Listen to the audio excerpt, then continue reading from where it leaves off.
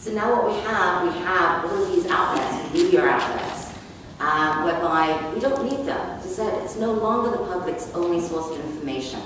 We have Google, where most of us now go to actually search for information, which will take us, whether it is to a press release or directly to a corporation's website, or to a piece of information that we really want to look at, hone in and really target. Facebook, we're all familiar with it. I dare say everybody in this room is actually a member of the Facebook community. Blogs, we all follow the blogs. So really the point is we now need to have the content, the video content, the photo content, the text content, and actually be able to get it out to these different sources in a cohesive fashion.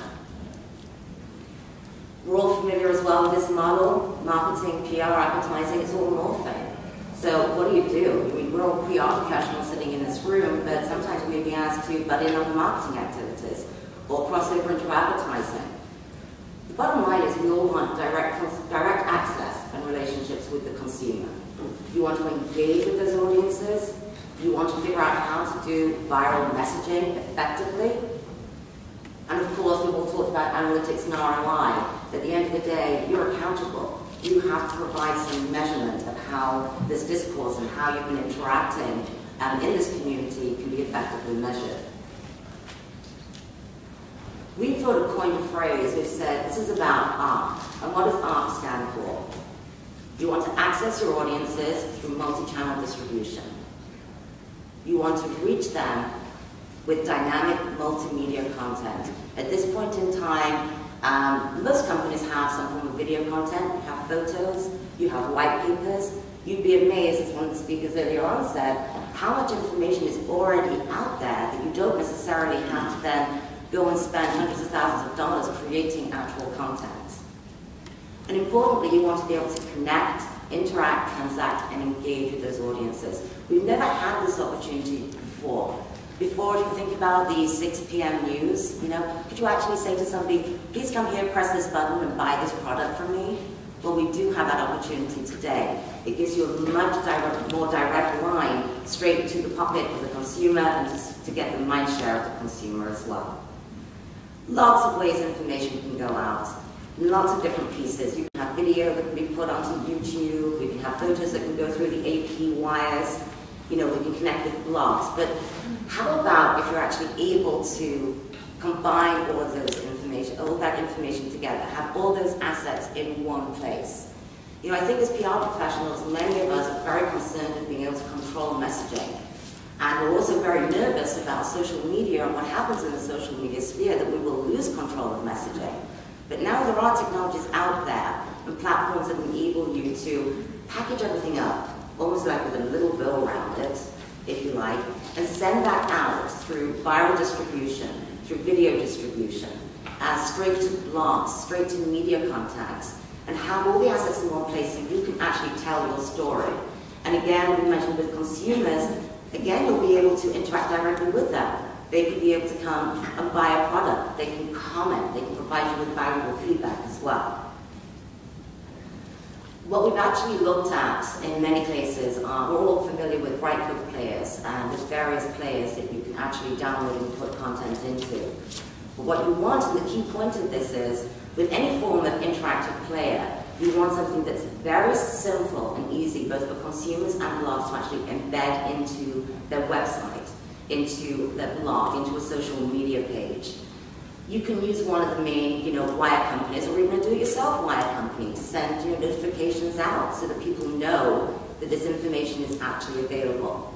But the key point is, you want to be able to take your content, and instead of just, your corporate website is fantastic where people can come and look for news, but now you will have a chance to lay a breadcrumb trail by taking pieces of that corporate website and putting it out in the web, so you can actually engage with people through Google, and then you can lead them back to wherever you want them to come to, whether it's to a branded HTML page, back to the corporate website, or even back to a shopping cart, so they can actually complete a transaction.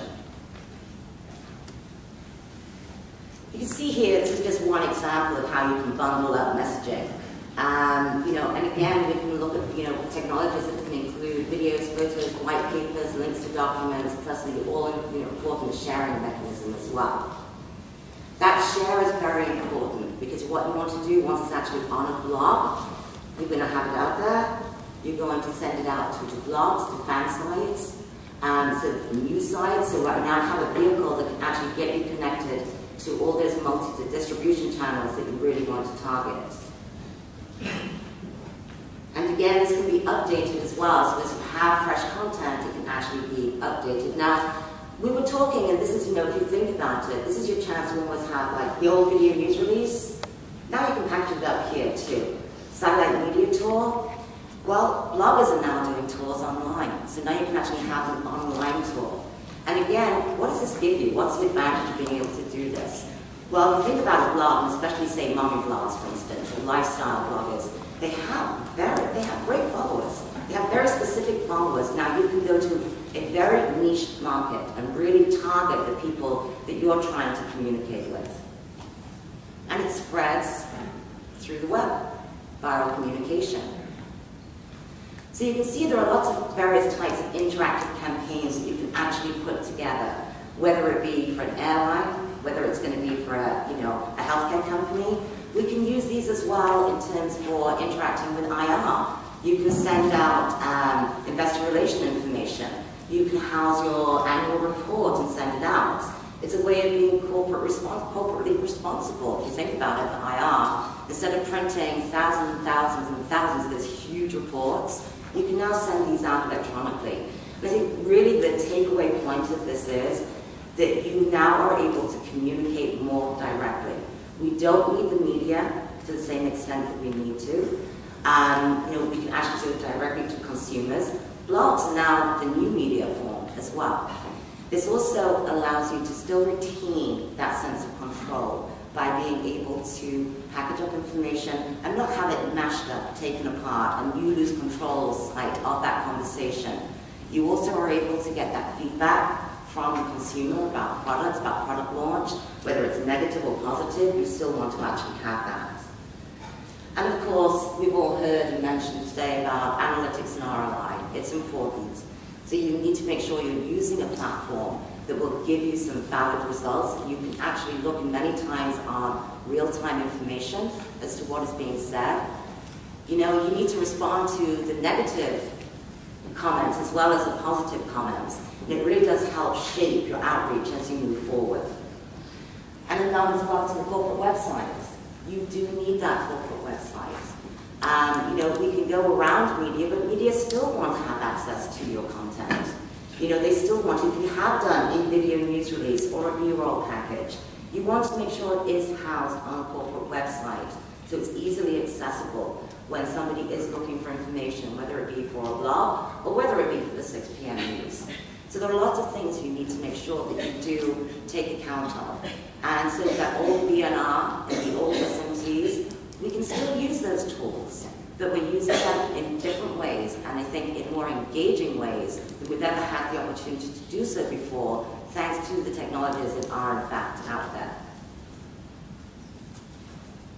Thank you.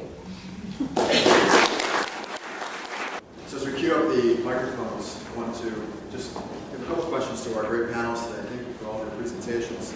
And the first is, I have to direct to Steve, because I was just startled that 75% of people who view corporate news through a social media platform go to the company's site.